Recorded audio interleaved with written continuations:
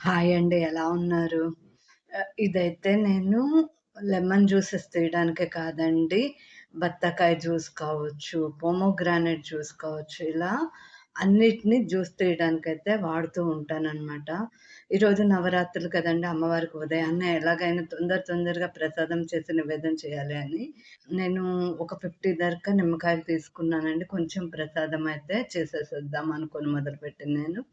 మొత్తం నిమ్మకాయలంతా జ్యూస్ తీసేసేసి గబగబా పులిహోర అయితే రెడీ చేసి అమ్మవారికి నివేదన చేసేసాను. మార్నింగ్ నుంచి చాలామంది అడుగుతున్నారు, దీన్నెక్కడ కొన్నారు? మేమెంతకు కొనుక్కోవాలని. ఇక్కడ మీకు చూపిస్తున్నాను కదండీ! నేను దీన్నైతే అమెజాన్‌లో కొన్నాను. అక్కడే కొనాలని ఏం లేదు. కాకపోతే మీకోసం నేను కొన్న లింక్ అయితే ఇస్తాను. మీకు యూజ్ అయితే కనుక కొనుక్కోండి. బట్ ఇదైతే నాకు చాలా టైమ్ సేవర్ అనమాట. ఆరెంజెస్ తీసుకోవాలి అనుకున్నా, లెమన్ తీసుకోవాలన్నా, ఇంకేమైనా తీసుకోవాలన్నా, ఇంకొకటేంటంటే దీన్ని నేను ఈజీగా ఎక్కడికి వెళ్ళినా కూడా నా ట్రావెల్ బ్యాగ్‌లో వేసుకొని కార్‌లో పెట్టేసుకొని తీసుకెళ్తూ ఉంటాను. ప్రేమతో మీ లక్ష్మి.